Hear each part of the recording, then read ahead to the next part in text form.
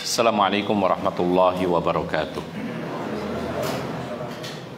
Bismillahirrahmanirrahim. Alhamdulillahirabbil alamin. Wa bihi nasta'inu ala umurid dunya waddin. Wa nusalli wa nusallimu ala al-mab'uuthi rahmatan lil alamin. Nabiyina wa habibina Muhammadin wa ala alihi wa sahbihi wa man tabi'ahum bi ihsanin ila yaumiddin wa sallama tasliman katsira. Amma ba'd. Kaum muslimin dan muslimat yang dimuliakan oleh Allah, kita masih berada pada pembahasan apa kemarin? Hak laki-laki yang wajib ditunaikan oleh istri.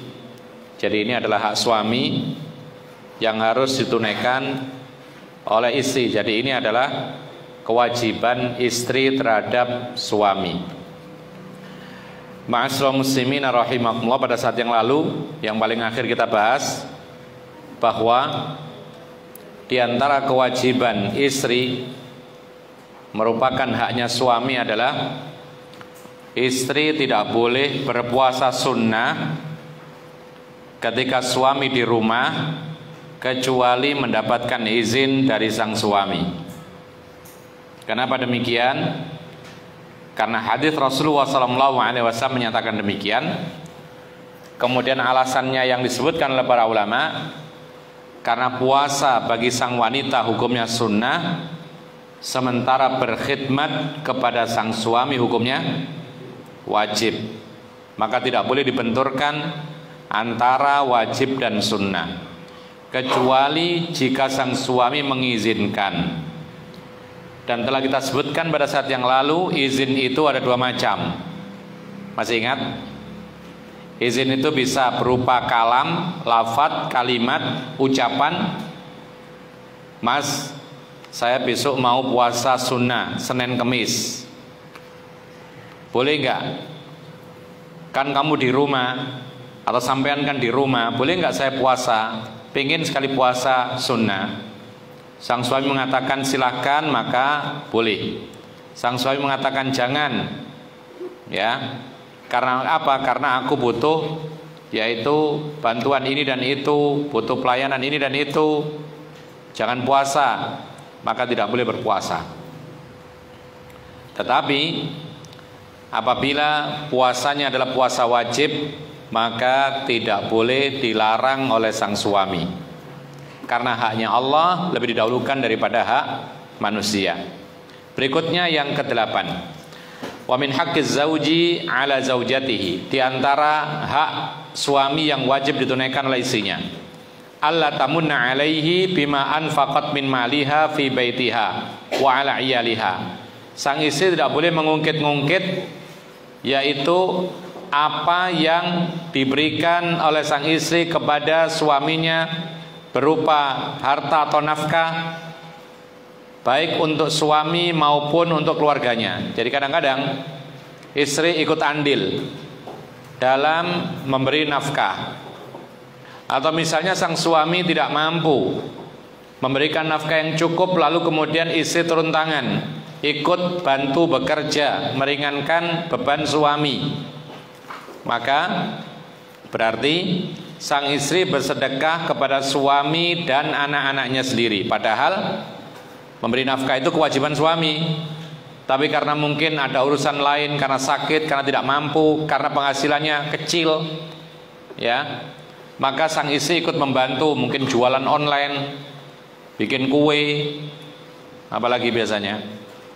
bikin makanan, melayani catering, sehingga ada penghasilan kemudian dimakan bersama-sama, maka ini boleh. Dan sang istri tidak boleh kemudian mengungkit-ungkit apa yang diberikan kepada suami dan anak-anaknya. Kenapa demikian? Beliau mengatakan wa inal manna yubtilul ajra was sawab. Karena mengungkit pemberian atau nafkah atau sedekah itu adalah membatalkan pahala.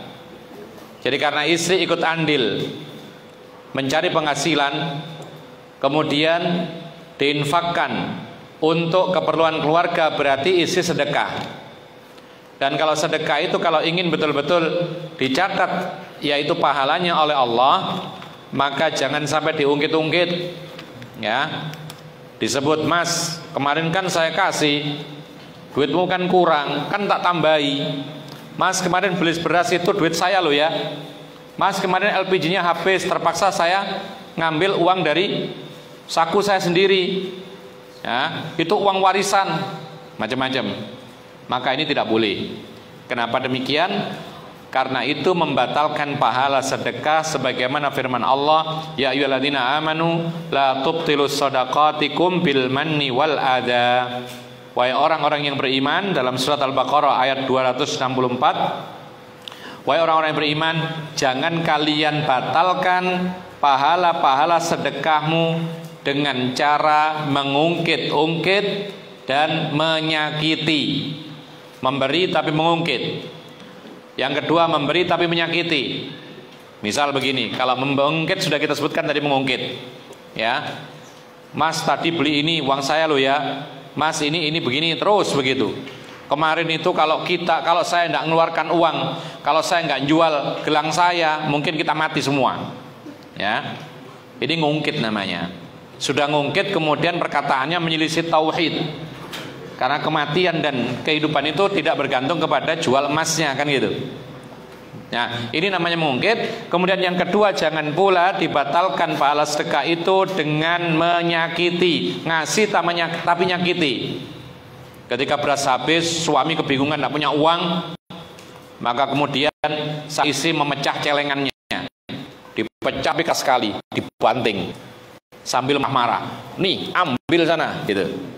Beli beras sana, gitu. Ini nyakiti namanya. Ya. Atau misalnya dia ngambil uang tabungannya sendiri, nih Mas, dasar kiri. Nah, gitu. Maka ini memberi tetapi menyakiti. Ini termasuk membatalkan pahala pemberian atau sedekah. Berikutnya, ma'asyiral muslimin rahimakumullah. Yang ke-10. Ya. 9 atau 10? Yang ke-9. Di sini tertulis 10 ini. Habis 8, 10. Keliru berarti di sini. Baik, yang berikutnya.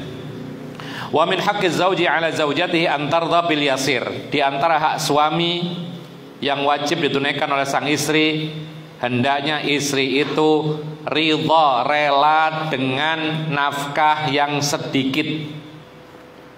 Jadi kalau diberi sedikit, rela. Kalau diberi banyak, ya rela. Ya.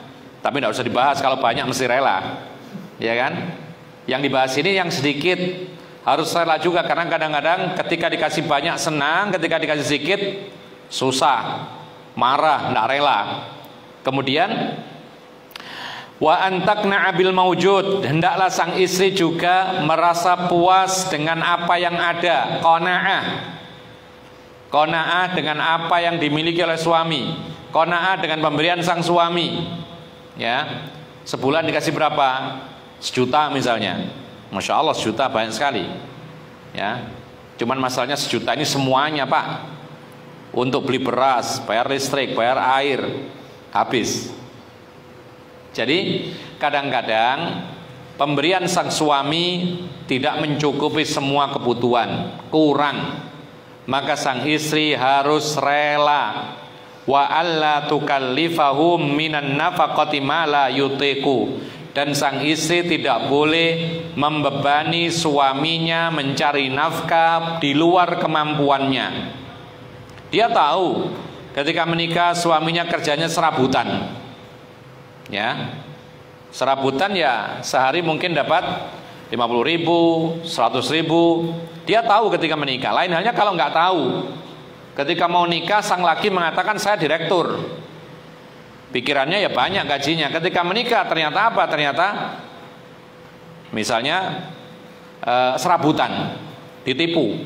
Nah seperti ini boleh bagi sang istri untuk menuntut. Ya, boleh menuntut. Karena telah ditipu. Bahkan para ulama mengatakan ini salah satu sebab yang membolehkan seorang wanita untuk meminta pisah kalau memang tidak tahan karena ditipu. Tapi kalau dari awal sudah tahu suaminya adalah penghasilannya tidak banyak, lalu ketika menikah ya dikasih sebagaimana kondisi asalnya atau aslinya, maka sang istri tidak boleh menuntut lebih dan tidak boleh membebani sang suami untuk menghasilkan nafkah yang di luar kemampuan sang suami. Ini bahaya. Karena apa? Karena bisa-bisa sang suami itu menempuh jalan pintas. Ya. Dan itu terjadi karena tuntutan istri banyak, lebih ikut-ikutan dengan kawannya, pengen tampil mewah, menuntut suaminya yang kadang-kadang penghasilan tidak cukup penghasilannya, maka suami mencari jalan pintas. Ya. Bisa-bisa merampok. Bisa-bisa kalau dia punya wewenang maka dia bisa korupsi. Bisa-bisa dia menerima suap kalau dia pejabat. Itu diantara sebabnya adalah karena tuntutan sang istri. Oleh karena itu istri harus sabar. Lebih baik dia susah dengan nafkah yang sedikit daripada dia diberi makan barang yang haram, penghasilan yang haram, kemudian dia susah di akhirat kelak. Ingatkan, sang istri justru harus mengingatkan suaminya, Mas, gak apa-apa, saya meskipun kelaparan di dunia, yang penting saya senang di akhirat. Tapi kalau bisa senang juga di dunia, kan gitu, biar gak malas suaminya. Dan juga para ulama menyebutkan kadang-kadang penyakitnya laki-laki itu timbul karena apa? Karena sang istri terlalu rajin. Kadang-kadang begitu. Ketika istrinya rajin bekerja, mendapatkan penghasilan yang cukup banyak, kemudian suami melihat, enak ini, istri sudah penghasilan, ya sudah, malas saja. Akhirnya apa? Akhirnya terus-menerus suaminya tidak bekerja dan hanya mengandalkan penghasilan istrinya. Ini pun juga tidak baik. Jadi sang istri itu bekerja apabila ada kebutuhan yang tidak tercukupi, sifatnya membantu bukan inti. Kecuali kalau misalnya suaminya sakit, meninggal, lalu tidak ada yang ngasih nafkah, maka terpaksa dia menjadi inti mencari, yaitu penghasilan. Kemudian ma'asyiral muslimin rahimakumullah, faqad qala ta'ala liyunfiq dzu sa'atin min sa'atihi wa man qudira alaihi rizquhu falyunfiq mimma atahu Allahu la yukallifullahu nafsan illa ma ataha sayaj'alullahu ba'da usri yusra. Ya. Kata Allah Subhanahu wa taala, hendaklah orang yang punya keluasan rezeki memberi nafkah seperti keluasan rezekinya. Artinya kalau memang penghasilannya cukup, ya kasih lebih dari biasanya. Kasih sebagaimana kecukupannya. Jangan dikasih nafkahnya orang miskin. Jadi kalau suami itu berkecukupan, cukup kaya, mudah dapat rezeki, banyak rezekinya, kasih nafkah. Jangan memberi ukurannya seperti memberi orang miskin. Ya. Karena Allah memerintahkan, hendaklah orang yang punya penghasilan yang lebih atau dimudahkan rezekinya oleh Allah, beri, kasih, terutama keluarganya, sesuai dengan kondisi kemudahannya. Tetapi kata Allah Subhanahu wa taala, ketika ada orang yang disempitkan rezekinya oleh Allah, maka tetaplah berinfak, memberi sesuai dengan apa yang diberikan oleh Allah. Ya sudah, ketika tidak mampu banyak-banyak, ya sudah, ini yang sedikit inilah yang saya mampu. Maka inilah yang diperintahkan oleh Allah. Allah tidak membebani jiwa kecuali dengan kemampuannya, dan Allah akan menjadikan setelah kesulitan itu ada kemudahan. Jadi kalau kita mungkin sekarang ini hidup susah, maka tetap berusaha. Tetap berusaha, kemudian husnudzon kepada Allah. Ini yang paling penting. Karena apa? Karena Nabi Shallallahu Alaihi Wasallam mengatakan dalam hadis qudsi, Allah mengatakan, saya, kata Allah, tergantung prasangka hambaku terhadap aku. Kalau prasangka hamba terhadap aku baik, maka aku lakukan baik. Kalau prasangkanya terhadap aku buruk, maka aku lakukan seperti itu. Maka dari itu, kalau kita sedang susah, terus berusaha dan berhusnudzon kepada Allah, insya Allah dekat, yaitu kemudahan. Karena Allah mengatakan, inna ma'al usri yusra, sesungguhnya bersama kesulitan pasti ada kemudahan. Tapi berapa lama kesulitan? Allahu a'lam. Bisa setahun, bisa 2 tahun, bisa 3 tahun, bisa sebulan, bisa beberapa hari saja, terserah Allah. Tapi yang penting Allah pasti memberikan jalan kemudahan setelah kesulitan. Dan para ulama mengatakan karakter cobaan Allah itu semakin berat, maka semakin dekat dengan jalan keluar. Ya, ini karakter cobaan Allah. Ujian Allah di dunia ini semakin berat terasa, semakin puncak. Kan semakin puncak kan berat. Maka ketika memuncak cobaan itu, setelah itu pasti ada kemudahan turun. Pasti. Ya, pasti. Jadi kalau belum memuncak masih terus dicoba oleh Allah Subhanahu wa taala. Tapi ketika semakin puncak, maka setelah puncak kemudian pasti turun. Itulah kemudahan dari Allah Subhanahu wa taala. Cuman masalahnya kita tidak tahu berapa lama ujian Allah. Ada yang sebentar, ada yang lama, ada yang sangat lama. Dan itu bergantung dengan apa? Dengan takdirnya Allah Subhanahu wa taala, juga dengan keimanan kita. Ma'asyiral muslimin rahimakumullah. Maka dari itu para ulama mengatakan ini menunjukkan kepada kita bahwa seorang wanita harus ridha dengan nafkah yang sedikit apabila dia mengetahui ketika menikah yang menikahinya adalah orang miskin. Ya, dia harus ridha karena dia menikah ala basirah, dia tahu yang menikahi dia adalah orang yang nggak punya, maka otomatis nafkahnya pasti nafkah yang sedikit. Ya, lain halnya kalau dia itu tahunya yang menikahi adalah orang kaya, ternyata dikasih nafkah sedikit, nafkahnya orang miskin, maka si wanita berhak untuk menuntut nafkah orang kaya karena tahunya adalah orang kaya. Maksudnya lebih banyak daripada orang miskin. Demikian pula wanita yang ditipu tadi kita katakan tadi. Kalau misalnya dia menikah, ditipu, oh ini orang kaya raya ini, kamu akan bahagia dengan dia. Ternyata ketika menikah orang kere, ya dikasih nafkah yang seadanya, maka seperti ini wanita berhak menuntut karena ditipu. Bahkan para ulama mengatakan berhak si wanita ini mengajukan gugatan khulu', yaitu perpisahan, sebagaimana yang terjadi yaitu pada zaman dahulu. Kemudian yang berikutnya, wa min haqqiz zauji ala zaujatihi an tuhsinal qiyama ala tarbiyati auladiha minhu fi sabrin fala taghdabu ala auladiha amamahu wala tad'u alaihim wala tasubbuhum fa inna dzalika qad yu'dhihi.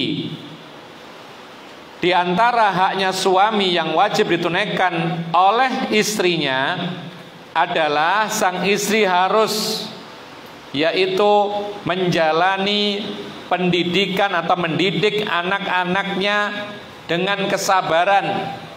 Tidak boleh marah-marah, maksudnya tanpa sebab, terhadap anak-anaknya di depan suaminya. Tidak boleh wanita itu berdoa keburukan untuk anak-anaknya. Tidak boleh mencaci maki, mencela, karena sesungguhnya itu akan menyakiti hati sang suami. Karena yang dicela, yang dimarah, yang dihina adalah anaknya sang suami. Ya, maka pasti ayahnya akan merasa tersakiti. Sementara war rasulu yaqul, Rasul bersabda, la tu'zim ra'atun zaujaha fid dunya illa qalat zaujatuhu minal huril 'ain la tu'dhihi qatalakillah fa innama huwa dakhilun indaki yushiku an yufariqaki ilaina. Dalam hadis yang dikeluarkan oleh Imam Tirmidzi, Rasulullah mengatakan, jangan sekali-kali seorang istri itu menyakiti suaminya. Dengan cara apa? Menyakiti anak-anaknya. Ya, jangan dihina-hina. Oh dasar kamu ini mukanya jelek misalnya, kayak bapakmu gitu. Ya, kadang-kadang begitu, merasa bahwasanya dirinya cantik, kemudian suaminya nggak ganteng. Setiap melihat anaknya kok nggak ganteng, maka dinisbatkan kepada bapaknya. Padahal belum tentu itu mirip bapaknya, mungkin saja mirip ayahnya dia, mungkin mirip kakaknya, karena keluarga semuanya nggak cantik kan gitu. Ya, nurun ke sana. Ya, nggak bisa seperti itu. Kita tahu setiap keluarga ada beda-beda, ada yang kelihatan manis, ada yang agak hitam, ada yang putih. ya kan? Ada yang ganteng, ada yang lucu, ada yang biasa, ya kan? Jadi tidak boleh memburuk-burukkan anaknya di hadapan suaminya, karena itu menyakiti hati suaminya. Dan Rasulullah mengatakan, jangan sekali-kali seorang istri menyakiti hati suaminya di dunia. Ketika dia lakukan demikian, maka pasti suaminya, yaitu yang ada di surga kelak, yaitu bidadari yang bermata jelita itu, berkata kepada istri tersebut, jangan engkau menyakiti dia. Semoga Allah Subhanahu wa ta'ala memerangimu, wahai istri yang durhaka. Karena sesungguhnya laki-laki di sisimu itu orang asing sebenarnya. Ya, kalau dia marah, maka yusiku an yufariqaki ilaina. Bisa jadi dia segera menceraikan kamu, kemudian dia pergi menemui kami. Siapa itu? Bidadari yang bermata jelita yang di surga kelak. Apa artinya? Seorang laki-laki akan mendapatkan banyak pasangan di surga. Ya. Jadi seorang laki-laki yang masuk surga itu tidak hanya memiliki satu istri permaisuri, tidak. Banyak sekali istrinya. Bahkan disebutkan dalam hadis-hadis bisa sampai 70 istri. Ya. Terus gimana istrinya nanti ketika masuk surga juga? Dia menjadi bidadari juga yang paling utama kalau memang dia ini baik. Terus bagaimana? Apakah dia nggak cemburu dengan 70 bidadari? Jawabannya tidak ada cemburu lagi nanti. Karena Allah Subhanahu wa ta'ala mencabut sifat-sifat buruk yang ada di hati manusia ketika masuk surga. Wa naza'na ma fi qulubihim min ghillin ikhwana. Jadi siapapun yang masuk surga, maka kami cabut, yaitu perasaan atau sifat buruk yang ada pada hati mereka. Lalu mereka menjadi bersaudara semua. Jadi meskipun isinya banyak, di akhirat nggak ada saling lempar piring, nggak ada. Ya. Kemudian nggak ada rasa dengki, nggak ada dendam. Makanya keliru kalau orang mengatakan daripada nanti perang di akhirat, ya, gara-gara banyak istri, mending perang di dunia saja, poligami sekarang. Ini tidak benar. Dia nggak paham bahwasanya kalau sudah masuk surga nggak ada perang, nggak ada kemudian saling cemburu dan lain sebagainya. Karena Allah Subhanahu wa ta'ala mencabut semua, yaitu sifat buruk dari hati manusia yang ditakdirkan masuk ke dalam surga. Ya. Jadi sifat buruk itu ada di dunia saja. Kemudian ma'asyiral muslimina rahimakumullah, berikutnya wa min haqqi az-zawji 'ala zawjatihi an tuhsina mu'amalata walidayhi wa aqaribihi fama ahsanat ila zawjiha man asa'at ila walidayhi wa aqaribihi. Di antara hak suami yang wajib ditunaikan oleh istri, maka sang istri harus berperilaku baik kepada kedua orang tuanya. Orang tua siapa? Suami. Artinya berperilaku baik kepada mertua. Harus. Ya, jangan cemberut. Jangan dijadikan musuh. Banyak perempuan-perempuan itu mertuanya dijadikan musuh, yang dijadikan kawan hanya suaminya saja. Ini keliru. Ya, tidak bisa seperti ini. Pasti kalah. Nanti suami akhirnya memilih. Dan suami, ini perlu diketahui oleh perempuan, suami itu kalau dia harus mengambil salah satu ketika ada bentrokan antara orang tuanya dengan istrinya, maka sang laki-laki tidak segan-segan melepas istrinya. Kalau seandainya tidak akur. Ya, kenapa demikian? Karena orang tuanya itu tidak mungkin diceraikan. Orang tua nggak mungkin diceraikan. Sudah, saya cerai orang tua saya tidak mau nyapa lagi, tidak bisa, dosa besar. Bahkan dia harus berbakti kepada orang tuanya bagaimanapun kondisi orang tuanya. Tapi kalau istri dalam Islam boleh bercerai ketika ada sebabnya. Oleh karena itu, ini pelajaran berharga bagi seorang istri. Jangan sekali-kali menjadikan mertua sebagai musuh, jadikan sebagai kawan, Jadikan sebagai orang tua yang suka menasehati, dan jadikan dia itu adalah keluarga sebagaimana dia adalah keluarganya sendiri.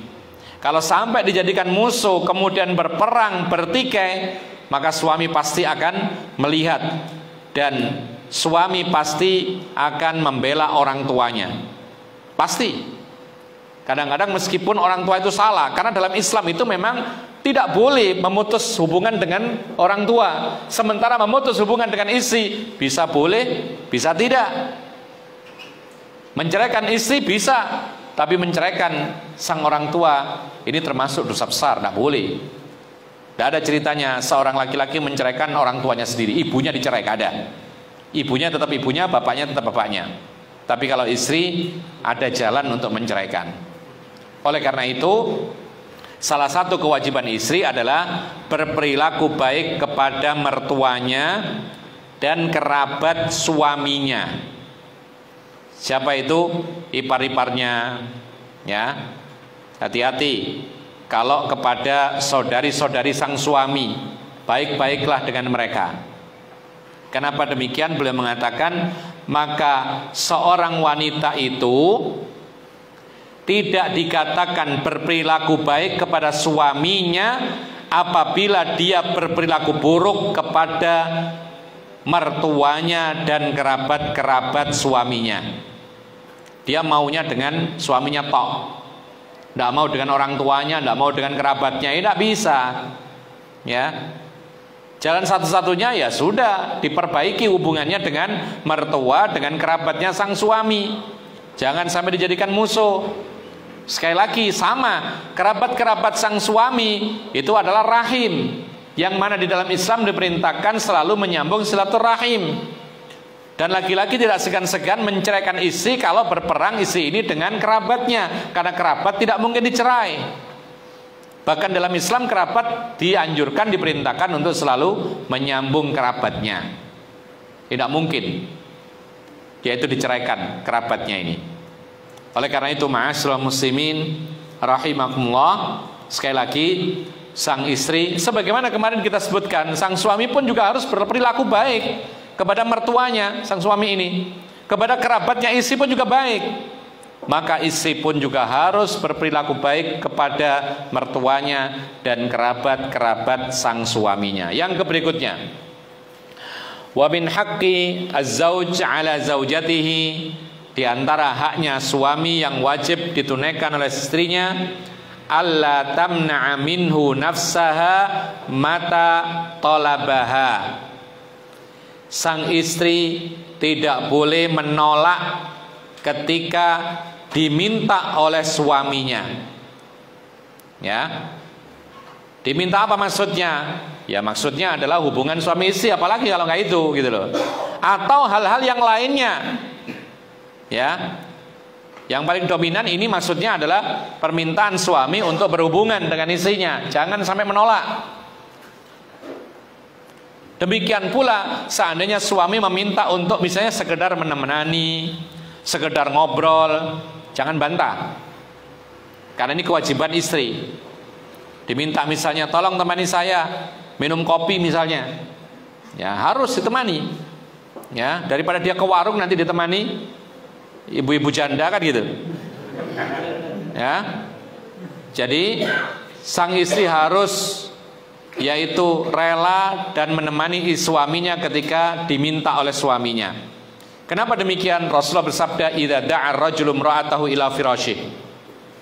Apabila suami memanggil istrinya ke kamarnya, ya, falam ta'tihi, lalu sang istri tidak mau datang, fabata ghadbana 'alaiha, lalu malam itu suami bermalam dalam keadaan marah. Hati-hati.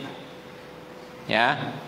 Dipanggil, "Dek, temani saya malam ini." "Enggak ah, males," gitu. Kemudian dia tidur di kamar sebelah sambil nonton misalnya, sampai ketiduran sampai pagi. Sang suami dalam hatinya marah, ini kenapa istri kok tidak mau patuh kepada saya, marah. Maka sampai ketiduran, sampai pagi juga. Kata Rasulullah SAW, ketika suaminya memanggil istrinya untuk menemani dia malam hari, kemudian tidak mau istrinya, lalu kemudian bermalam dalam kondisi marah sang suaminya itu, la'anathal malaikatu hatta tusbiha. Malam itu ketika suaminya marah, malaikat melaknat istrinya terus-terusan dari malam sampai pagi.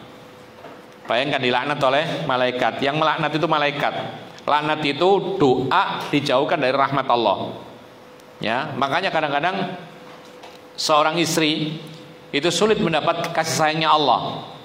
Dikit-dikit dapat musibah, dikit-dikit kecelakaan, dikit-dikit masalah bertubi-tubi. Bisa jadi masalahnya awalnya karena apa?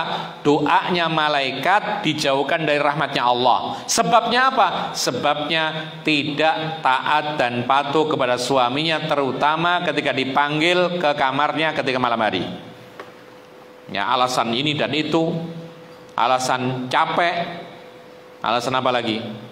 Ya, alasan macam-macam, kecuali kalau memang alasannya betul-betul bisa diterima.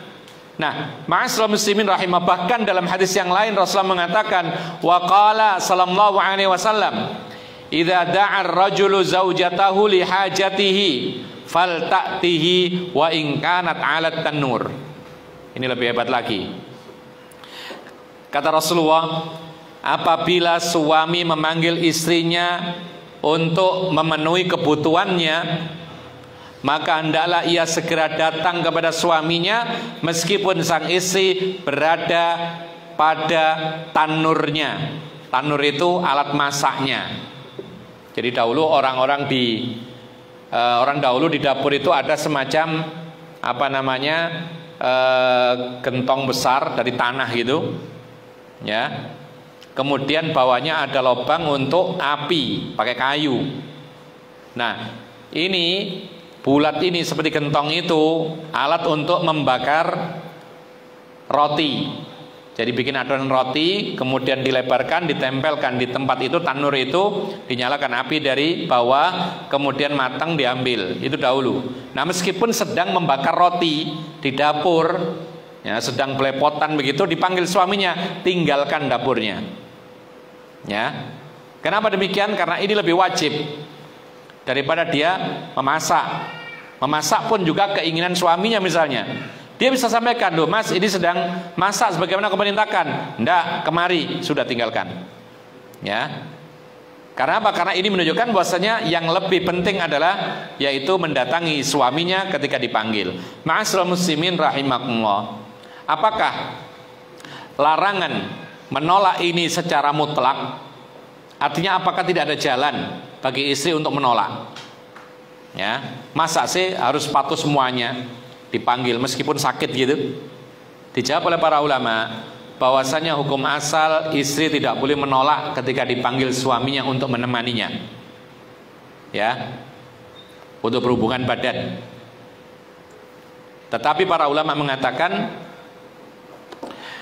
boleh menolak dengan cara yang baik apabila ada mani'un syar'i atau mani'un hissi.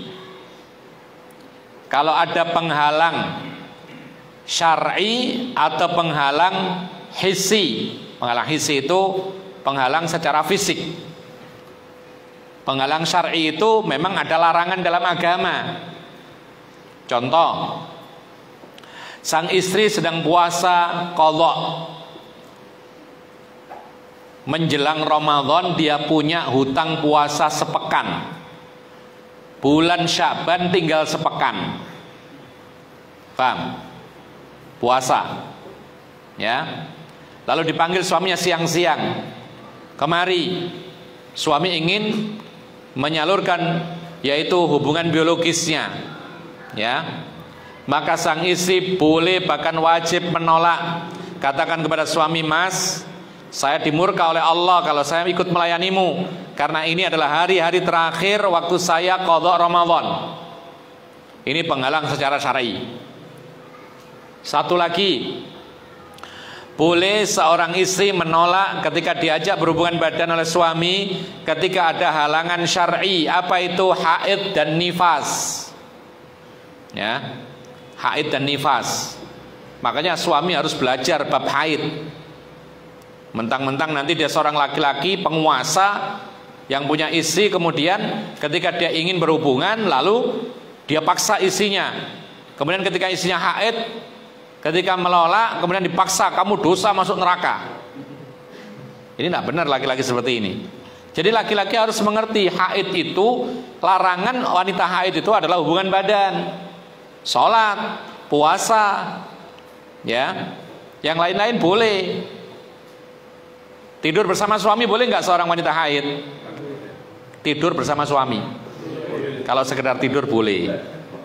Tapi kalau hubungan badan haram, ya, nggak boleh. Ya. Tapi mohon maaf ya, yang masih kecil-kecil, nggak usah didengar dulu. Ya. Kalau misalnya suami ingin memeluk istrinya ketika haid, boleh nggak? Boleh. Bahkan para ulama mengatakan boleh bagi sang suami, mohon maaf sekali lagi, ini ilmu, boleh bagi suami memuaskan biologisnya dengan istrinya yang sedang haid dengan cara apapun, yang penting bukan dua hal. Satu, hubungan badan yang sebenarnya. Yang kedua, hubungan badan melalui dubur. Ini yang dilaknat oleh Allah Subhanahu wa taala. Jadi apapun semuanya boleh. Sampai ketika para ulama ditanya, boleh enggak istimna, yaitu seorang laki-laki mendapati istrinya sedang haid. Kemudian dia daripada berzina lalu nyuruh istrinya kemudian melakukan istimna, yaitu masturbasi tetapi dengan tangan istrinya. Boleh nggak? Jawabannya boleh. Kenapa demikian? Karena yang terlarang itu adalah seorang laki-laki mengeluarkan airnya dengan tangannya sendiri. Contoh yang lain disebutkan oleh para ulama, ketika seorang wanita itu sedang haid, maka bisa dia memuaskan dirinya dengan cara selain, pokoknya yang selain daripada hubungan badan yang sebenarnya. Sebutkan oleh para ulama, dipuaskan dengan antara kedua paha wanita yang sedang haid, ini pun juga diperbolehkan, dan lain sebagainya. Taib. Intinya ikhwan fillah azakumullah, wanita hukum asalnya tidak boleh menolak ajakan suami untuk berhubungan badan kecuali ketika ada penghalang syar'i. Seperti tadi kita katakan haid. Kemudian ketika seorang suami mengajak hubungan badan tetapi dengan cara yang terlarang tadi, seperti dubur tadi, wanita berhak menolak, bahkan wajib, ya, wajib menolak. Taib. Kemudian ikhwan fiddin azakumullah, demikian pula ketika ada penghalang yang sifatnya fisik, ini boleh juga menolak, tapi dengan cara yang halus. Apa itu? Semua penghalang atau permasalahan yang akan memudaratkan si perempuan tersebut apabila dia melakukan hubungan badan. Kalau memudaratkan, ya, misal sedang sakit, kalau dipaksa untuk berhubungan badan malah tambah sakit, ya. Atau misalnya lelah yang luar biasa, sekiranya dia berhubungan badan tambah sakit misalnya, maka ini pun juga termasuk hal yang terlarang. Suami tidak boleh memaksa, istri boleh menolak dengan cara yang baik. Cara yang baik ya, jangan dibentak, ya, cara yang baik. Sampaikan kepada suami, wahai suamiku, mohon maaf, afwan begitu, kondisi saya ini tidak sehat, khawatir nanti semakin parah, semakin lama sehatnya, akhirnya mudaratnya bertubi-tubi, ya, saya perlu istirahat dan seterusnya. Taib. Adapun selain kondisi tersebut, maka tidak boleh sang istri menolak. Bahkan para ulama telah membahas bagaimana kalau suaminya itu misalnya melakukan pelanggaran syariat, misalnya melakukan sebuah dosa besar, misalnya, ya, berbohong misalnya kepada tetangganya, berbohong atau pernah mencuri. kemudian sang suami memanggil istrinya untuk berhubungan badan, maka istri tetap tidak boleh menolak karena nggak ada hubungannya dengan apa? Dengan haknya sang suami. Kenapa demikian? Karena maksiat-maksiat yang dilakukan oleh sang suami ini itu urusannya Allah. Sang istri hanya bisa menasihati, tapi masalah hubungan badan ini tidak boleh disangkut pautkan. Kemudian kita lanjutkan yang ke berikutnya, yaitu wa min haqqiz zauji ala zaujatihi an taktuma sirrahu wa sirra baitihi wala tufshi min dzalika syai'an. Di antara hak suami yang wajib ditunaikan oleh istrinya adalah sang istri harus menyembunyikan rahasia suaminya dan rahasia rumah tangganya. Harus dirahasiakan, tidak boleh diumbar. Ya, suaminya punya aib, jangan diceritakan kepada tetangga. Ya, misal, mohon maaf ya, disebutkan oleh para ulama, suaminya kalau berhubungan badan itu sangat-sangat sebentar, sehingga istrinya merasa kurang puas misalnya. Ini aib, betul ya? Betul. Maka jangan sampai diceritakan kepada orang lain. Ini rahasia khusus suami yang hanya diketahui oleh istri. Atau misalnya ketika badannya sang suami ada penyakit, ya, di bagian yang tersembunyi ada luka yang besar, kemudian diceritakan oleh sang istri kepada orang lain. Ini pun juga membongkar rahasia, nggak boleh. Atau misalnya bahkan para ulama mengatakan kalau ada akhlak yang buruk dari suaminya, ini kan rahasia, ya. Jadi misalnya kalau suami itu masuk rumah, ya, itu kalau di luar kelihatannya bagus, sopan, kalamnya bagus, tapi kalau masuk rumah itu biasa bentak-bentak istrinya. Jangan diceritakan kepada orang lain, kecuali orang-orang yang bisa menasehati sang suaminya, silakan. Tapi kalau sekedar menceritakan tanpa ada solusi, maka ini berarti mengumbar aib suaminya sendiri, tak boleh. Sebagaimana pula suami tidak boleh membongkar aib istrinya kepada orang lain. Ya, istri saya itu demikian dan demikian, tak boleh. Nah, kemudian demikian pula istri tidak boleh membongkar aib rumah tangganya, tak boleh dibongkar. Jadi baik khusus suaminya, aibnya suami, atau aib keluarganya. Ya, di dalam rumah itu ada hal yang sifatnya itu tidak harmonis, tidak usah diceritakan orang lain. Di dalam rumah tangga ini ada kebiasaan jelek, ya, misalnya apapun kebiasaan itu jangan diceritakan kepada orang lain. Ini kewajiban sang istri. Dan tidak boleh menyebarluaskan apapun yang menjadi rahasia keluarga. Wa min akhtaril asraril lati tatahawanun nisa'u bi ida'atiha asrarul firashi wa ma yakunu bainaz zaujaini fihi. Dan termasuk rahasia yang paling berbahaya kalau diceritakan adalah yang mana para wanita itu kadang-kadang bermudah-mudahan meremehkan. Kadang-kadang kalau ketemu sama-sama temannya itu mulai cerita bagaimana suaminya, bagaimana rahasia yang berkaitan dengan ranjang yang ada pada ranjangnya. Hubungan suami istri diceritakan secara detail atau secara global, tidak boleh. Dan ini termasuk hal yang bahaya, sebagaimana yaitu waqad nahan Nabi sallallahu alaihi wasallam dzalik, Rasulullah melarang akan hal itu. Fa an Asma binti Yazid annaha kanat 'indan Nabi war rijalu wan nisa'u qu'ud. Ini ada sebuah kisah, kata Asma binti Yazid, bahwa dahulu di sisi Nabi ada kaum laki-laki dan wanita sedang duduk-duduk. Ya. Ini sebelum turunnya ayat hijab.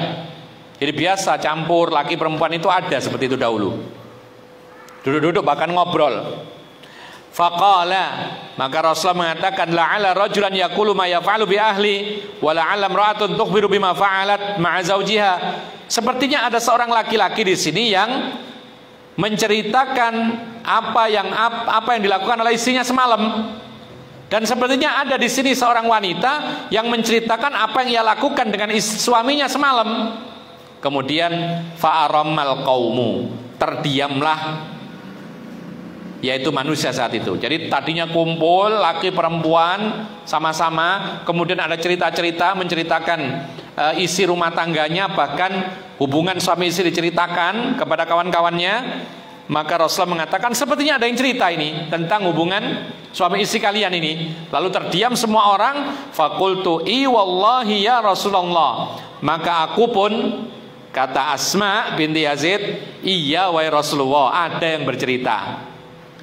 Kemudian innahunna la yaf'alna wa innahum la yaf'alun, sebagaimana wanita-wanita ini ada yang melakukan hal tersebut wahai Rasulullah, kaum laki-laki pun juga ada yang melakukannya. Artinya cerita. Jadi laki-laki cerita kepada kawannya tentang hubungan semalam dengan istrinya, perempuan cerita tentang kondisi ranjangnya dengan kawannya juga.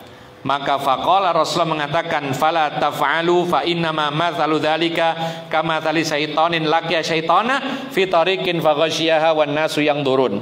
Perhatikan, Rasulullah mengatakan jangan lakukan cerita-cerita tentang ranjang, jangan. Cerita-cerita tentang hubungan suami istri jangan, meskipun kepada kerabat, tidak usah. Ya. Kenapa demikian? Itu sama halnya dengan setan laki-laki ketemu di jalan dengan setan perempuan, lalu dikumpuli di jalan itu sementara manusia menontonnya. Sama begitu. Artinya apa? Hubungan suami istri itu kan di rumah, di dalam kamar, dikunci kamarnya, rahasia, nggak ada yang tahu, anaknya pun nggak tahu, yang di sebelah kamar pun nggak tahu. Tiba-tiba ketemu kawan diceritakan, ya sama saja dia berbuat perbuatan yang seperti itu, kemudian ditonton oleh manusia dalam jumlah yang sangat banyak. Maka ini termasuk menyebarkan aib dan rahasia suami istri. Kita sekarang untuk adzan dulu dan kita lanjutkan setelah itu. Allahu a'lam. Akhir, wa min haqqiz zawji 'ala zawjatihi an tahrisa 'alaihi wa tuhafidha 'ala al-hayati ma'ah wa la tas'aluhu at-talaqa min ghairi sabab. Salah satu kewajiban istri,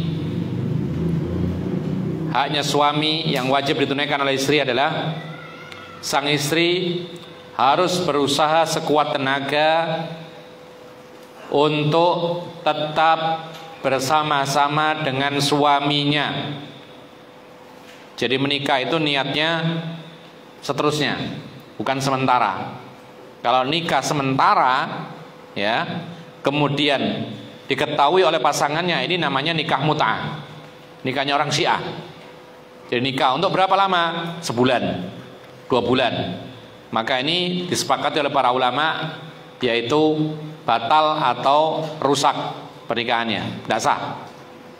Ya, jadi kalau menikah itu bukan niat coba-coba, bukan niat mudah-mudahan kalau cocok terus, kalau nggak cocok bubar. Ya, ini nikahnya model-model para artis begitu biasanya, dan memang demikian kenyataannya.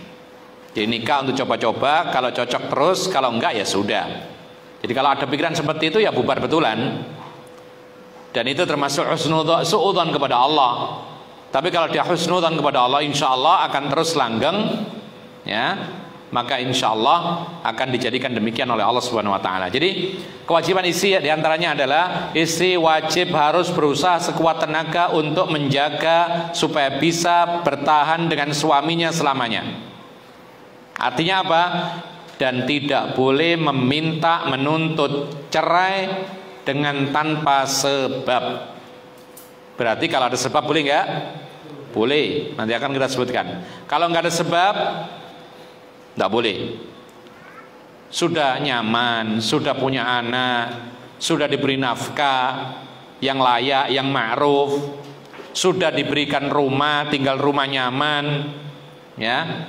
Kemudian tertarik dengan suaminya tetangga atau laki-laki di Facebook, ganteng, minta cerai supaya dinikahi oleh laki-laki yang baru dikenal. Ini termasuk dalam hadis Rasulullah mengatakan dari Thauban, qala sallallahu alaihi wasallam, Rasul bersabda, ayyuma imra'atin sa'alat zawjaha talaqa min ghairi ma ba'sin faharamun 'alaiha raihatul jannah. Wa qala al-mukhtali'atu hunnal munafiqat. Rasulullah mengatakan siapapun wanita, tidak pandang bulu, siapapun dia yang minta cerai kepada suaminya tanpa ada sebab apapun, maka haram baginya yaitu baunya surga. Baunya surga tidak boleh, tidak dapat, maka masuk surga lebih jauh lagi. Dan Rasulullah mengatakan dalam hadis yang lain, wanita-wanita yang minta pisah tanpa sebab, itulah wanita-wanita dikenal dengan munafik. Ya. Oleh karena itu, ikhwan fillah azakumullah, kita ini perlu qanaah, menerima pemberian Allah. Yang ada kita syukuri, insya Allah akan ditambah nikmat Allah. La in syakartum la azidannakum wa la in kafartum inna adzabi lasyadid. Jadi kalau kita mensyukuri nikmat Allah, maka pasti akan ditambah nikmat Allah. Kalau kita tidak syukur, ingkar, maka Allah menjanjikan atau mengancam dengan azab yang pedih. Kemudian ikhwan fillah azakumullah, disebutkan oleh para ulama, ada kondisi-kondisi tertentu boleh bagi wanita untuk meminta pisah atau cerai. Boleh. Kalau perkataan boleh berarti boleh iya, boleh tidak gitu loh. Boleh juga bertahan. Bahkan kadang-kadang dianjurkan tetap bertahan meskipun boleh dia meminta cerai. Apalagi kalau maslahatnya sedikit, mudaratnya lebih banyak. Misal ya, seorang suami istri punya anak. Anaknya sudah mulai besar-besar, ya, bergantung kepada kedua orang tuanya. Umur yang satu umur 3, 4, 5, ya. Ini butuh-butuhnya anak kepada orang tuanya, kedua orang tuanya. Kemudian terjadi perselisihan, suaminya zalim misalnya, maka istri boleh menuntut cerai.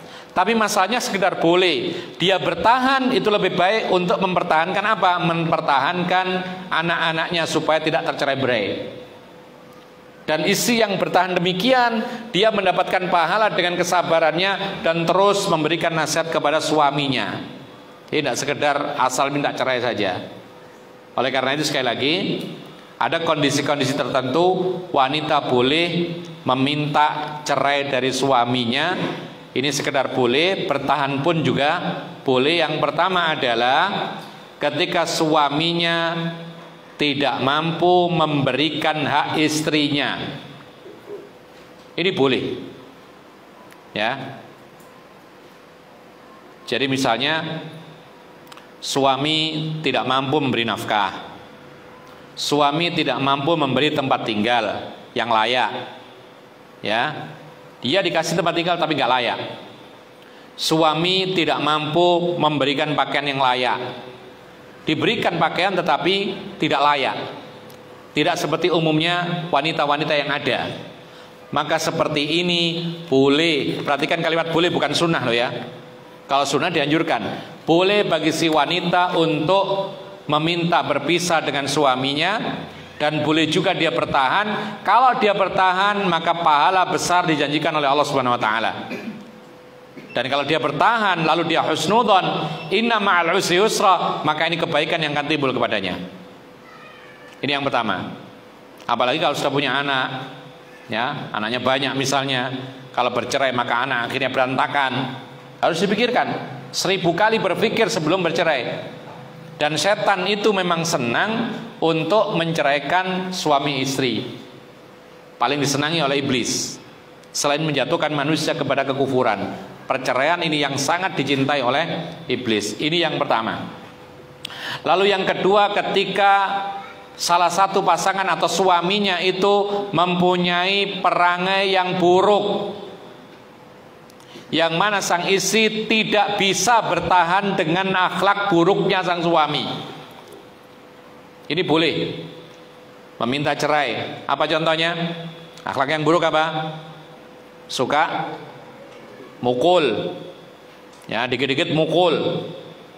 Istrinya terlambat datang, pukul. Istrinya masak gosong sekali-sekali, pukul. Ya. Apa namanya, minuman tumpah, pukul. Ini akhlak buruk. Maka sang istri boleh meminta cerai. Tapi sekali lagi ya, bertahan pun itu juga boleh. Apalagi kalau maslahatnya bertahan, ya lebih baik bertahan. Dia sabar dengan ujian ini. Jangankan apa namanya, seorang suami yang akhlaknya buruk, pelaku maksiat sekalipun, maka istri boleh minta cerai dan boleh bertahan. Di situ ladang pahala yang luar biasa kalau dia bisa menasihati suaminya. Kemudian termasuk akhlak yang buruk, suami yang suka mencaci maki, omongan kotor, pelaku dosa, ya, suami suka minum khamr. Boleh nggak minta cerai istrinya? Boleh. Boleh nggak bertahan? Boleh. Ya, boleh bertahan, boleh minta cerai. Dilihat maslahatnya. Dan pembicaraan kita ini adalah boleh dan tidaknya, maka ini boleh. Kemudian juga disebutkan oleh para ulama bahwasanya ketika suami itu, yaitu kebiasaannya meninggalkan kewajiban atau menerjang larangan Allah, gak suka sholat, gak mau sholat misalnya, ya, laki-laki gak mau sholat, maka sang istri mendapati suaminya buruk akhlaknya, buruk agamanya, maka istri boleh meminta cerai. Bertahan boleh nggak? Boleh juga. Yang penting istrinya ini bisa mempertahankan agamanya, maka dia boleh bertahan dengan suami seperti ini. Kecuali kalau sang istri ikut larut, maka mending pisah. Ya. Tapi kalau dia bisa bertahan dengan agamanya, bahkan bisa mendakwai suaminya, lebih baik bertahan. Itu ladang pahala yang besar bagi sang istri. Yang berikutnya disebutkan juga oleh para ulama, apabila membahayakan sang istri ketika sang suami sering nggak di rumah. Nah, ini waspada. Suami-suami yang suka keluar-keluar, kemudian lebih betah di luar daripada di rumah, ini membolehkan sang istri minta cerai. Ya. Jadi misalnya alasannya kerja, tapi keenakan kerja kemudian tidak mau pulang, apalagi sampai berbulan-bulan, bertahun-tahun. Ya. Kemudian sang istri, ya namanya sang istri, butuh yang namanya laki-laki, butuh ditemani, butuh diayomi, butuh perlindungan. Dan juga sang istri perempuan juga butuh yang namanya hubungan badan. Itu kebutuhan juga, sama dengan laki-laki. Emangnya laki-laki saja yang butuh, perempuan pun juga butuh, gitu loh. Ya, maka ketika ditinggal terlalu lama, ya, belum masalah nafkah ini. Kalau masalah nafkah sudah tadi, maka sang istri boleh meminta cerai. Kalau memang dia tidak kuasa, tidak kuat menghadapi ujian seperti ini, boleh, tidak ada masalah. Cuman sekali lagi, ketika dia bertahan, jelas ini lebih baik. Tapi kalau misalkan bertahan dia akhirnya jatuh kepada yang haram, ya mending berpisah. Ya, akhafu dhararain. Berpisah mudarat, tetap jadi suami istrinya, mudarat lebih besar, jatuh kepada yang haram, selingkuh misalnya, lebih besar, mending berpisah sebelum dia selingkuh. Kemudian, ikhwan fillah azakumullah, termasuk yang diperbolehkan istri meminta cerai adalah ketika sang istri mendapati aib suami yang memang disembunyikan awalnya, kemudian terungkap ketika sudah menikah, dan itu mempengaruhi keharmonisan dan kebahagiaan sang istri. Ini boleh meminta cerai. Ya, mohon maaf sekali lagi, disebutkan oleh para ulama, sang suami istri tadinya ketika menikah baik-baik saja, tidak disebutkan aibnya. Tapi ketika sudah menikah, pas berhubungan badan, mohon maaf ya, ternyata suaminya tidak mampu. Dalam kata lain, punya penyakit impoten. Maka sang istri boleh meminta cerai. Tapi bertahan boleh nggak? Ya kalau kuat nggak apa-apa. Tapi kalau tidak, maka ini salah satu jalan dibolehkan sang istri untuk meminta cerai. Bahkan aib-aib yang lain yang sekiranya mengurangi kebahagiaan yang tadinya disembunyikan lalu terbongkar ketika nikah, berarti ditipu, boleh. Dia yaitu apa? Yaitu meminta pisah dari suaminya. Ya. Kemudian ikhwan fillah azakumullah, misalnya ada cacat yang disembunyikan, bisa jadi. Ya, misalnya ketika menikah tidak kelihatan, ketika ditemui ya ingin berhubungan dengan istrinya, ternyata ya ada cacat yang membuat istrinya kurang dalam kebahagiaan. Apapun terserah itu. Apa itu ternyata? Ternyata dia kan tadinya ketika menikah pakai peci terus. Ketika dibuka tidak ada rambutnya. Misalnya. Memang nggak tumbuh gitu loh. Ya, penyakit gitu. Maka seperti ini tertipu, sang istri boleh meminta cerai. Baik. Kemudian ikhwan fillah azakumullah, yang berikutnya apabila sang istri mendapati kekurangan, meskipun nggak ditipu ya, kekurangan pada suami, lalu sang istri berusaha sabar dan akhirnya tidak mampu daripada takut dosa besar, daripada jatuh kepada kekufuran nikmat, maka dia pun boleh meminta cerai. Yang terakhir ini menjadi dalil semua tadi, yang di atas tadi. Jadi misalnya apa? Misalnya mendapati suami ini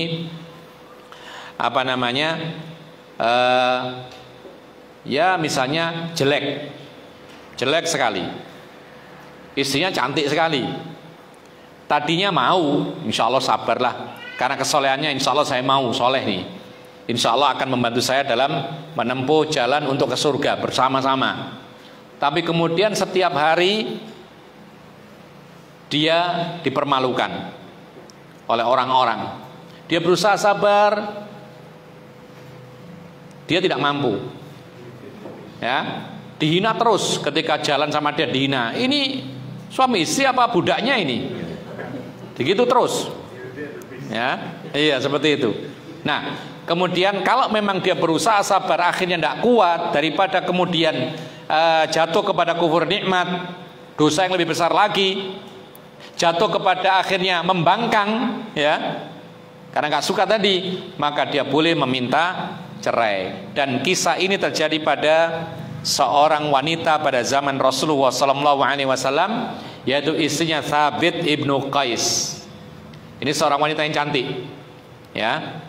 Dia menikah dengan seorang Thabit ibnu Qais ini, laki-laki yang disebutkan dalam hadis itu ad-damim. Ad-damim itu buruk rupanya, badannya pun juga jelek, ya. Jadi buruk rupanya, badannya jelek. Ketika menikah ya nikah, yaitu merasa bahwasanya oh ini orang saleh, karena sahabat Nabi kan orang saleh. Nikah, dijalani beberapa saat, kemudian dia melihat wajahnya itu tidak suka. Berusaha dia suka, tetap nggak suka. Bahkan dalam sebuah riwayat disebutkan, kalau saya melihat wajahnya saya pengen meludahi dia, sampai seperti itu. Tapi berusaha dia sabar, tidak mampu. Akhirnya kemudian melapor kepada Rasulullah SAW si laki-laki ini. Bahkan perempuannya juga melapor kepada Rasulullah. Kemudian Rasulullah menyarankan untuk sabar, tapi tidak kuat daripada jatuh kepada kekufuran nikmat. Sampai si istrinya ini mengatakan, wahai Rasulullah, saya tidak menyalahkan agamanya, bagus sih agamanya, akhlaknya bagus, tapi masalahnya saya takut jatuh kepada pembangkangan kufur nikmat. Mending bisa saja.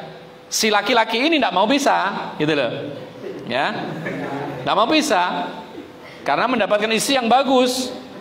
Maka kemudian Rasulullah memberikan jalan. Tidak bisa, dipaksa tidak bisa perempuan itu. Rasulullah mengatakan, ataruddina alaihi hadiqatahu. Rupanya laki-laki ini kaya. Maharnya itu apa? Maharnya itu adalah kebun kurma. Nah, kebun kurma kan mahal.